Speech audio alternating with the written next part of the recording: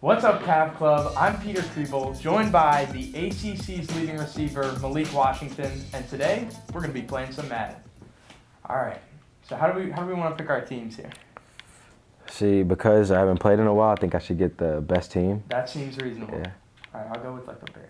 I might go Eagles. Cool. All right. So let's talk about your journey coming up a little bit. Lawrenceville, Georgia. Yeah. What should we know about Lawrenceville, Georgia? Because it's not really, it's not Atlanta. Yeah. Put it on the map for us a little bit. Yeah, so I mean, Lawrenceville, Georgia, it's, if you've heard of like the Migos, Quavo and them, they're from there. You heard of like Drewski, the comedian, he's from there. And it's, it's really kind of where I'm from is like a hotbed of football athletes. So it's, we produce sports, we produce some of the top athletes that are playing in the NFL, some in the NBA. So it's like a little hotbed for sports right now. Sure.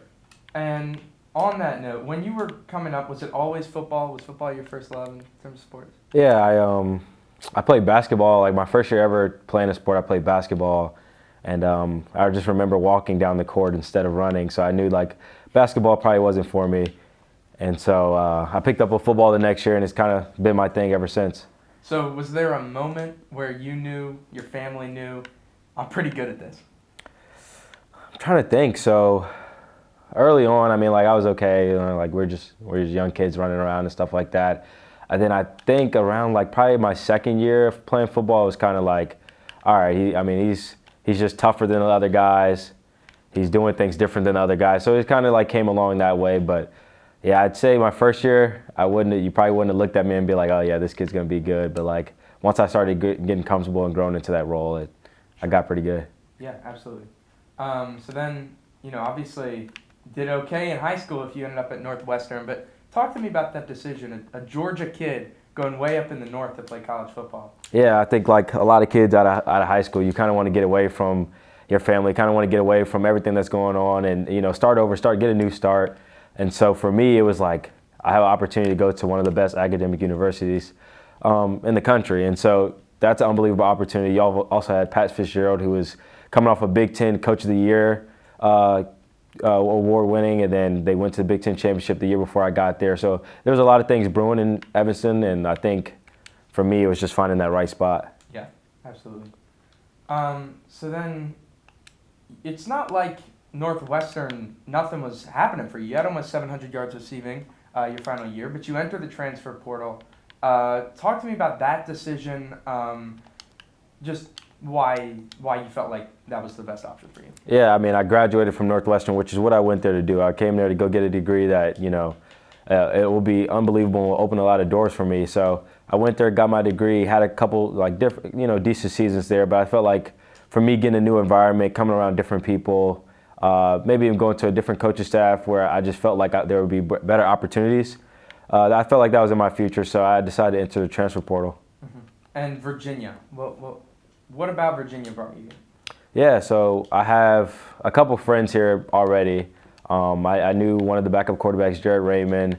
I knew the running back, Cody Brown. We went to high school. We kind of grew up together and stuff like that. So I had some familiarity with the place. And then I knew Coach Kitchens, our offense coordinator. He had recruited me some in high school. And so, there was just, some familiarity. And then also I just knew that talking with this coaching staff kind of in the recruiting process, I knew they believed in me as a player. They believed in me as a person, and, kind of saw things that even I didn't see in myself. And so finding that right spot and keeping the trend going with academic institutions and, finding that right fit to where I can be successful way after football. I just felt like this place gave me the opportunity to do everything I needed to do. Yeah. I'd say you found the right fit based on what you've been able to do on the field this year. But it's got to be a little bit bittersweet to have such individual success in a season where the team has struggled. Could you talk a little bit about what that's been like? Yeah, and for me, the success I'm having is good, and I kind of, already manifested and planned for this success. I knew I was capable of the things that I was doing, but like you said, with the way the season's going, you kind of hope for a little bit better opportunity to really, enjoy what's going on. And it's hard to enjoy it if you're not winning football games. And that's what makes football fun, is winning football games. So right now, it's cool to have the success and stuff, but I'd love to, go 1-0 each week and go 1-0 the next 2 weeks. So that's kind of where that's at. Yeah. And you mentioned your goals. You are a goal-oriented person. Mm-hmm. Talk to me about the importance of setting a goal and holding yourself to that. Yeah, I mean that's it's kind of something I learned from some of the guys I grew up with at Northwestern. They did a lot of goal setting and a lot of just tracking where they are and their progress and stuff like that. And then also just through some classes and stuff, I kind of saw the benefits of what goal setting could do. And I think it's really important for you to just write down what you want to accomplish and like look at it every day and have a chance to really be focused on or honed in on that goal so that you can accomplish it. So for me, it was something that I stared in the face every single day and made sure like if this is what I want to do, I'm going to work towards what I want to do, and I'm going to do that every single day. Yeah. And so I'm just curious, this season, obviously you've had such success on the field, but if someone runs into you on the street, they're going to meet the mild-mannered graduate student pursuing a degree in higher education. Yeah. How do you flip that switch? Because, for example, Brian Dawkins was a guy where he had an alter ego. He became Weapon X. How do you flip that switch on game days? Yeah, I mean, I think I'm kind of the same way on game days. I'm not going to talk smack. I'm not going to do much. Like, I'm just kind of going to be out there and even killed and just do my job, so to speak. So it's like there's not really a flip for me. Like how I am on the field is probably how I am off the field. I just run through a few more tackles on the field. So you said you're not a trash talker? Yeah. Have you run into a trash talker this season? I mean, plenty. They, especially like with DBs and stuff, they always think that they made the play or that they did something to cause whatever happened. So a lot of guys will say a lot of things, and then after I go for 100 yards, there's not really much to say after that, Do you ever let them know that the only reason they're on defense is because they can't catch? No, I hope they know that. But talk about maybe what plays, I know it's tough to pick just one, but one play from the year that epitomizes who you are as a football player.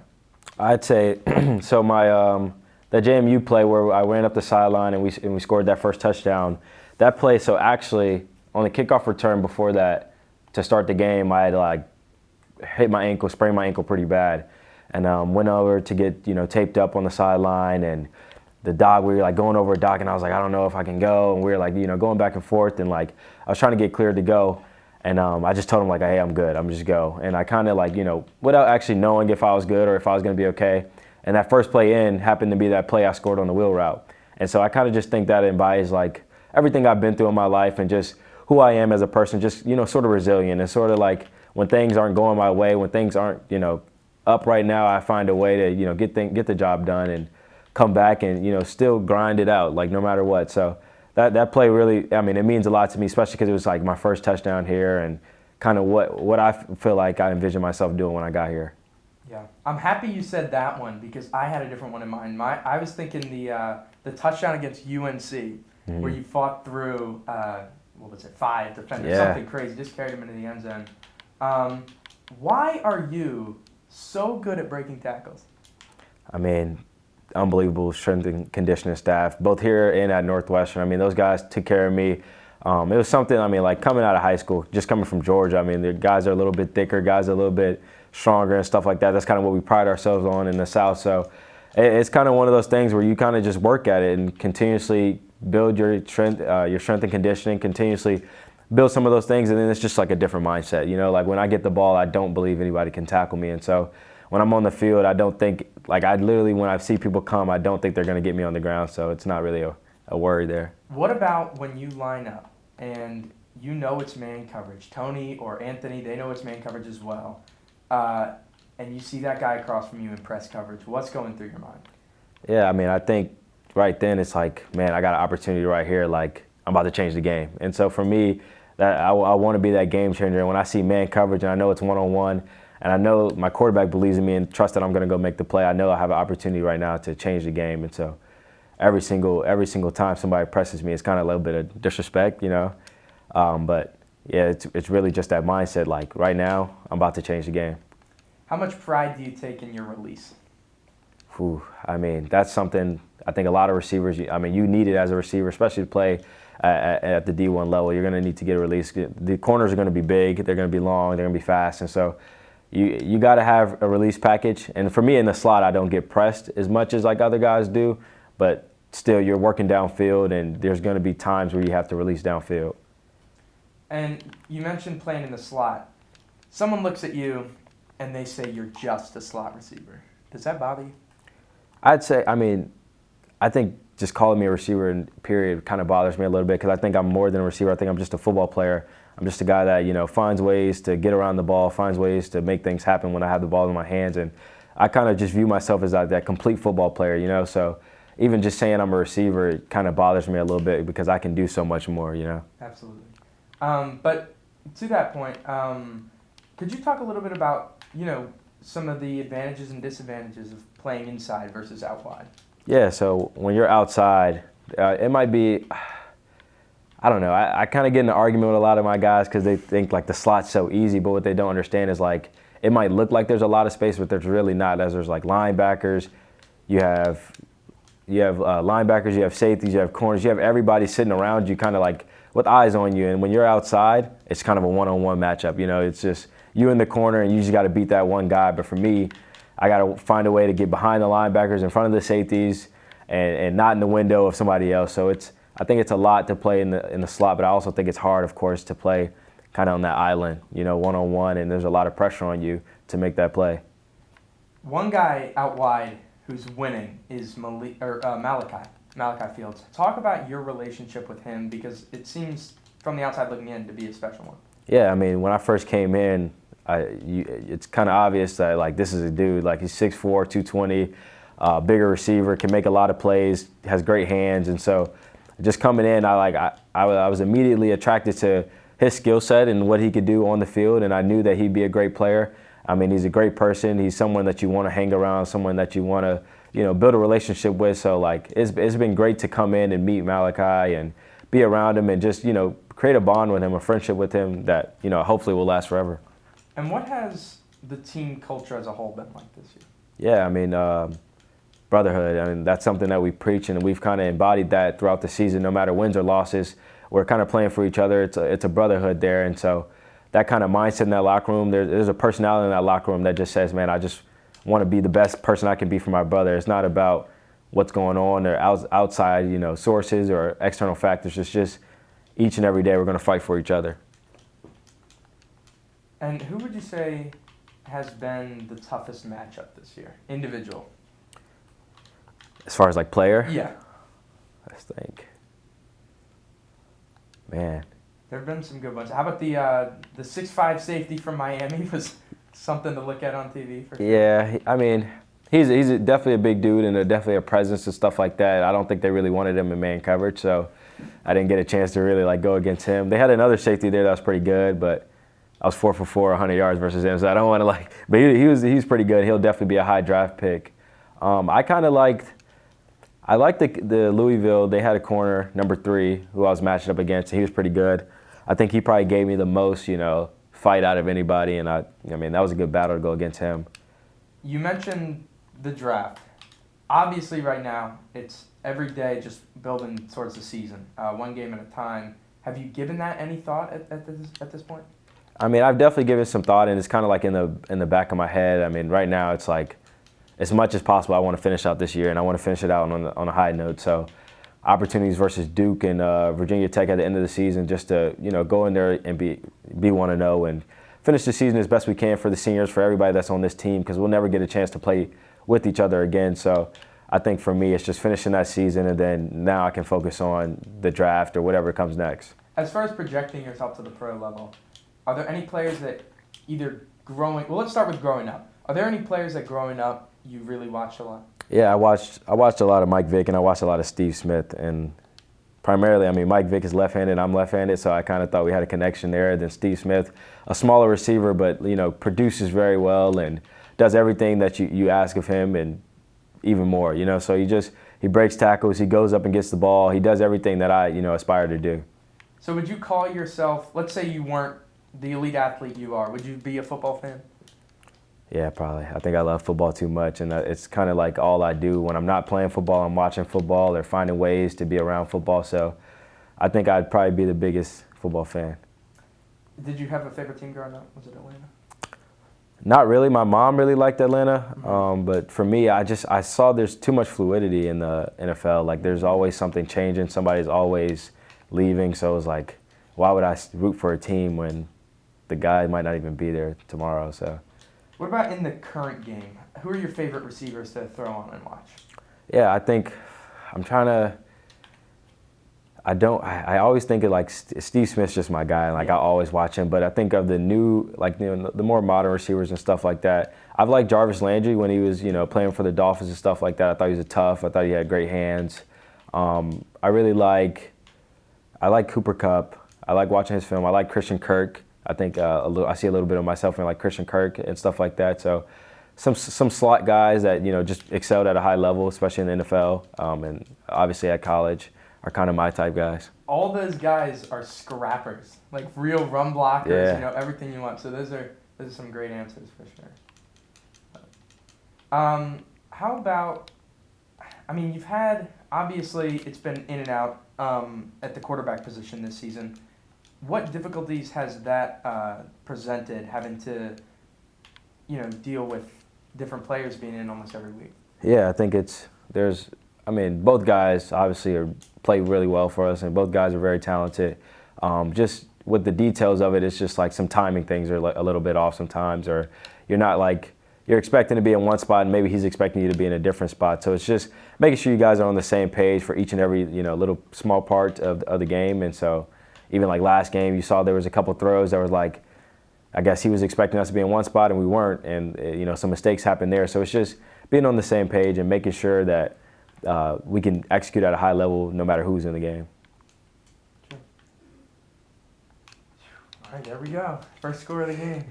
It's so defensive for an offensive player, but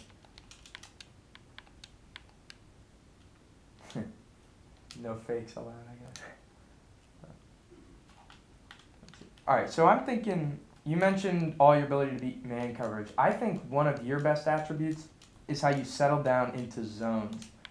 Is that something, because it's not going to look super cool on Instagram, but as far as making a quarterback your best friend, that's the way to do it, being consistent. Could you talk to me a little bit about how you develop a skill that maybe is overlooked? Yeah, I think it's just knowing a little bit about the game. And so if you study the game and you study coverages and you even just watch film, you'll know like, all right, when they do this or when this guy's lined up like this, they're going to probably get to a 3 look or they might get to a 2-shell look, and this is the open spot in that look. And so when you have a play called and you kind of see that, you kind of know where maybe to settle in at and where to be so that your quarterback can find you, and it's all easy from there. Yeah. And how about moving forward? Or actually, you mentioned film. I'm curious about that. How much time are you putting in a week, would you say, on film? Are you a junkie of film? I wouldn't say, I'm not a junkie. I do watch film, and sometimes when I shouldn't, like in class. But I'll find ways to just watch my opponent. And I primarily like to watch like the DBs and just what they do. Not as much as like the whole defense. Sometimes I'll kind of hone in on each DB and see like what are some of the tendencies they have. How do they tackle? How do they take on blocks? Different things like that. And so I'll kind of get a piece of my game from that throughout the week and spend a lot of time just looking at them more than the defense, And has there been a light bulb moment, if you will, where you saw something on film, you get to the game, you see the look, and it just all clicks? Is there anything you can point to? Maybe not a specific event. No, for sure. We played Maryland, and it was kind of the same thing that happened in that Louisville game. It was just a fade ball, and I kind of, went up for it, and I saw on film, like, man, when they get to third down, they're going to bring down, that safety, that nickel guy, he's going to press.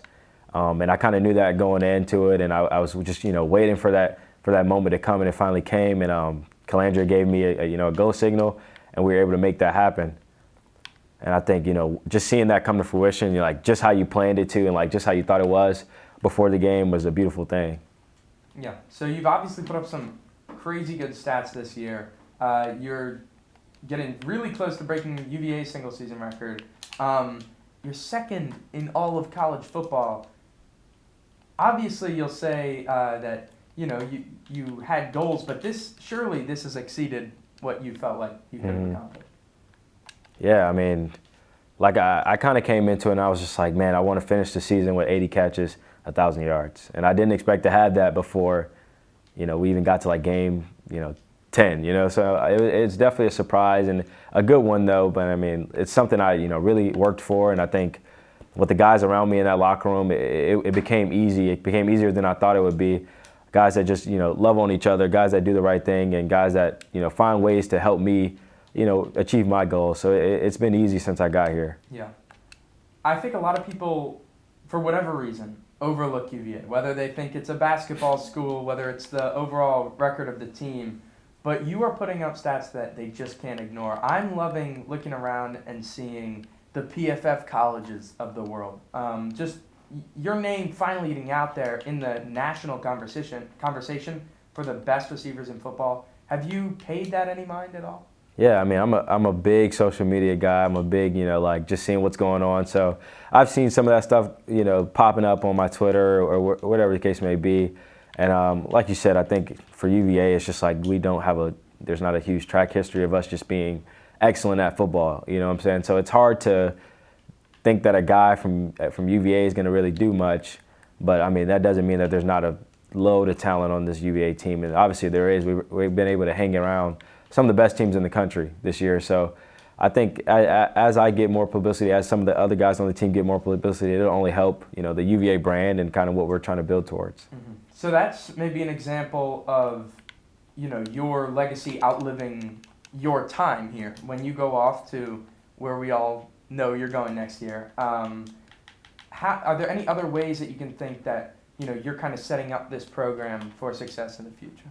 Yeah, man, I think outside of just being, a football player for this program, it's just being a good person, being someone that excels more than on the field and in the classroom and, kind of off the field and just does the right thing. And so I think for me, it's kind of the goal is when I leave this place, my name to still be talked about, in the facilities and stuff as an example of what it looks like to just do the right thing. And so I think that's even more important than somebody talking about, oh, Malik had the record or he did this or he did that on the football field. So for me, it's just leaving that lasting impact. Yeah. So moving forward, I mean, how do you kind of, toe the line of being present, but also, you're already further. It's like you're gambling with house money right now, where you've already exceeded your goals. So how do you not? I don't want to say let it get to your head, but continue to attack it with the same intensity. Yeah, I mean, just because I've done some of those things doesn't mean that everybody believes in me, right? So there's probably a few teams out there, a few NFL teams, a few NFL scouts, a few guys out there that just do media that don't think like I've done anything, right? So it's like there's always going to be some guys that don't always believe in what you've done and don't, even when you produce the stats and you do the things that they ask you to do, there's still going to be some doubters out there. So I think for me, it's just playing with that continuous chip on my shoulder, playing with that continuous like hunger to get better each and every day and prove myself right instead of proving them wrong. So I think for me, it's just all internal at this point. To the fan base of, in the hypothetical world where you go on to the NFL draft, as we all know you will, to the fan base, what type of player are they getting?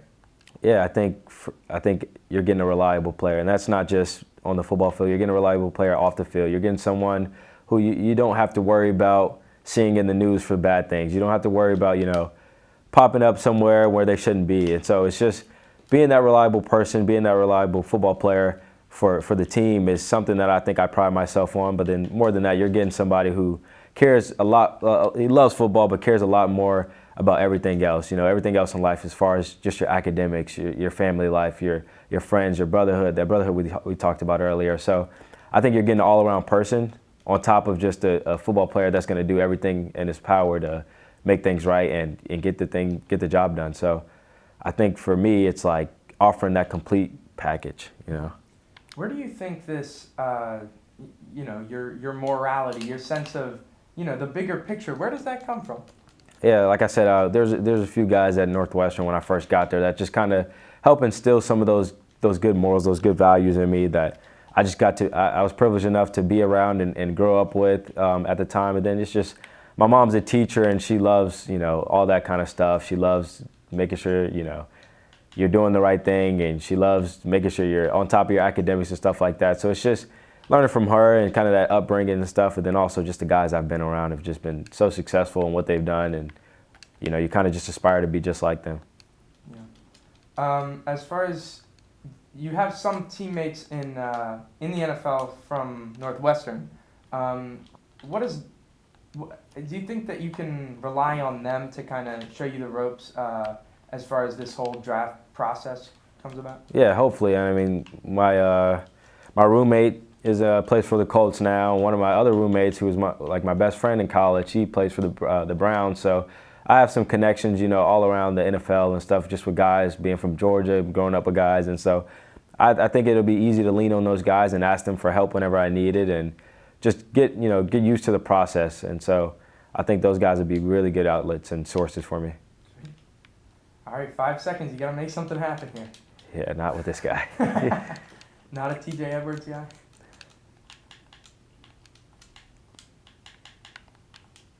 All right, let's see. We're pressing you up.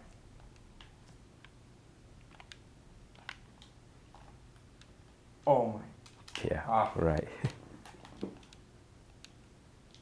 All right. There it is. So, all right, well, thanks, Malik. Of course. Thank you so much. Yeah. Stay healthy. Good luck the rest of the Thank season. you. I never realized how hard it is to play Madden and talk at the same time.